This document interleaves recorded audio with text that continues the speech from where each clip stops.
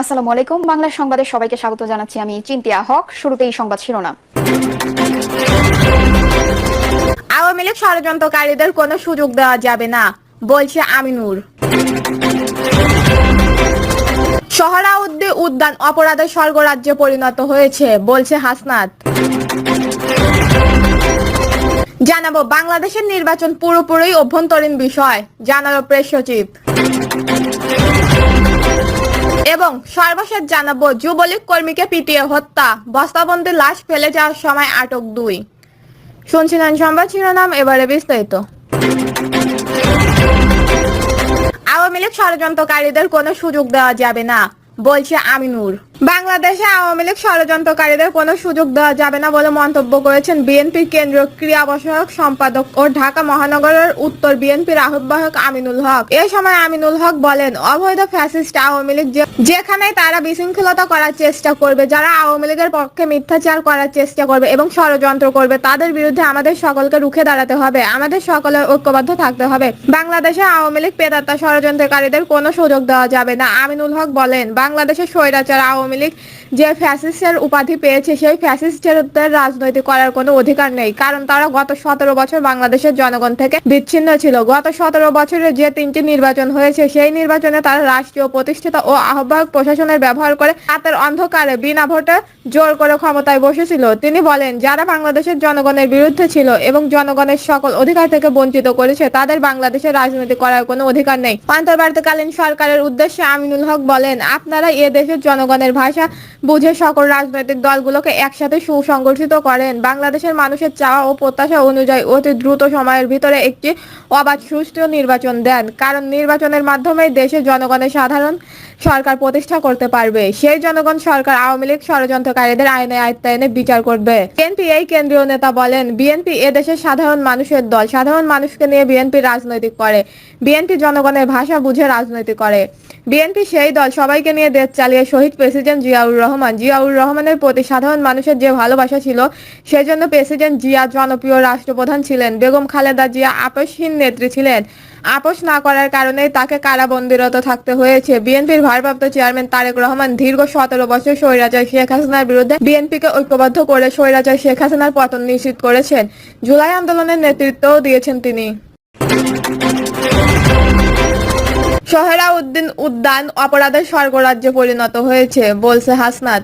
সোহরাওয়ার্দী উদ্যান অপরাধের স্বর্গরাজ্যে পরিণত হয়েছে বলে মন্তব্য করেছেন জাতীয় নাগরিক পার্টির মুখ্য সংগঠন হাসনাত আব্দুল্লাহ। দুর্বৃত্তের ছুরিঘাতে ঢাকা বিশ্ববিদ্যালয়ের শিক্ষার্থী শাহরিয়া আলম সাম্য নিহতের ঘটনায় ক্ষোভ প্রকাশ করে মঙ্গলবার দিবাগত রাতে নিজের ভেরিফাইড ফেসবুক অ্যাকাউন্টে এ মন্তব্য করেন তিনি। পোস্টে হাসনাত আব্দুল্লাহ লেখেন, আমাদের ভাই সাম্যের হত্যাকাণ্ডের সঙ্গে জড়িত সবাইকে অবিলম্বে গ্রেপ্তার করে দ্রুত কঠোর শাস্তি নিশ্চিত করতে হবে।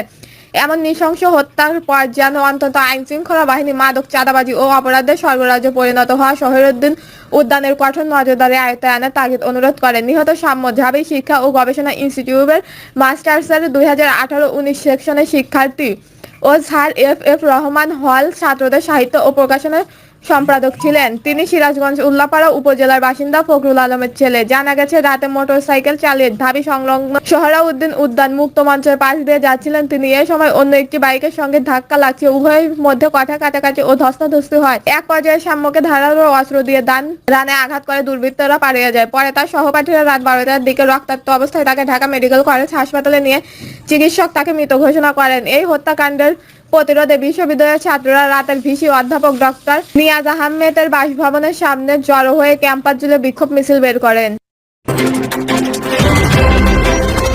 বাংলাদেশের নির্বাচন পুরোপুরি অভ্যন্তরীণ বিষয়, জানালো প্রেস সচিব। প্রধান উপদেষ্টার প্রেস সচিব শফিকুল আলম বলেছেন, জাতীয় নির্বাচন অনুষ্ঠানের বিষয়টি পুরোপুরি বাংলাদেশের অভ্যন্তরীণ ব্যাপার। আমরা সবাইকে আহ্বান জানাই, নির্বাচন সংক্রান্ত বিষয়ে আমাদের জনগণের সার্বভৌমত্ব ইচ্ছার প্রতি যেন সবাই শ্রদ্ধা দেখায়। একই সঙ্গে তিনি আওয়ামী লীগের বিরুদ্ধে মানবাধিকার বিরোধী অপরাধ, রাজনৈতিক দমনপীড়ন ও নির্বাচনী প্রশাসনের অভিযোগ তুলে দলটির কার্যক্রম নিষিদ্ধ করার প্রয়োজনীয়তার উপর জোর দেন। সম্প্রতি দেওয়া এক বিজ্ঞপ্তিতে শফিকুল আলম বলেন, আমরা সবাইকে আহ্বান জানাই, নির্বাচন সংক্রান্ত বিষয়ে আমাদের জনগণের সার্বভৌমত্ব ইচ্ছার প্রতি যেন সবাই শ্রদ্ধা দেখায়। ভারতের প্রতিক্রিয়ার পক্ষে তিনি জানান, আওয়ামী লীগের মানববিরোধী অপরাধের কারণে যে ক্ষত তৈরি হয়েছে তাই এখনো অবিলিত। তিনি আরো বলেন, আমরা প্রত্যক্ষ করেছি কিভাবে তারা গণতান্ত্রিক কাঠামো ধ্বংস করেছেন, রাজনৈতিক পরিসর সংকুচিত করেছেন এবং 15 বছরের স্বৈরাচারী শাসন দেশের সার্বভৌমত্ব অপসারণের মুখ ফেলেছেন।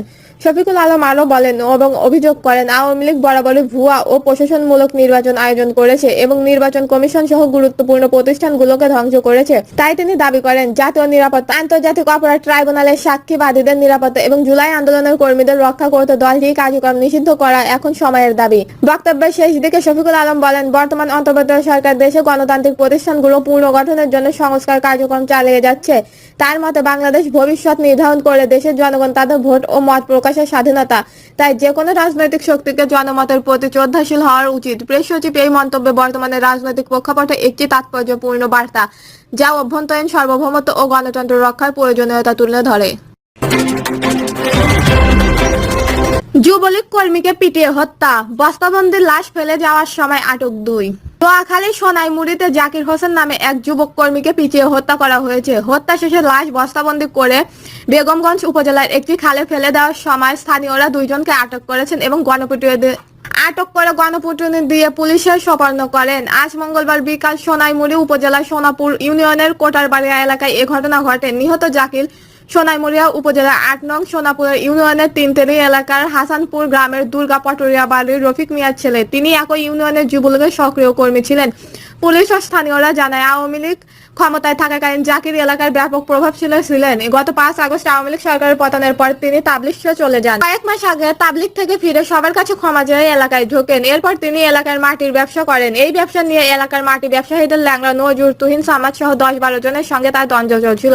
আর 10 দিন আগে প্রতিপক্ষের লোকজনের সঙ্গে জাকিরের বিরোধ তুমুল আকার ধারণ করে। 2 দিন আগে নজরুলের মাটি কাটার ভেকু মেশিন পুড়িয়ে দেয় জাকির। এই জোরে সোমবার দুপুরের দিকে নজরুল ও তার লোকজন জাকিরকে তুলে নিয়ে যায় উপজেলার কোটাবাড়িয়া এলাকায়। সেখানে তাকে পিটিয়ে হত্যা করা হয়। বিকাল 4:30টার দিকে 5 জন জাকিরকে বস্তাবন্দি করে লাশ একটি সিএনজিতে অটোরিকশায় করে বেগমগঞ্জ উপজেলার পলোয়ান পুল এলাকায় নিয়ে যায়। তারা খাল পাড়ে অটোরিকশা থেকে লাশ ফেলে পালানোর চেষ্টা করে। স্থানীয়রা বিষয়টি টের পেয়ে ধারণা দিয়ে বাবু নামে এক যুবককে অটোরিকশা আনোয়ার হোসেনকে আটক করে গণপিটুনি দিয়ে পুলিশের হাতে তুলে দেয়।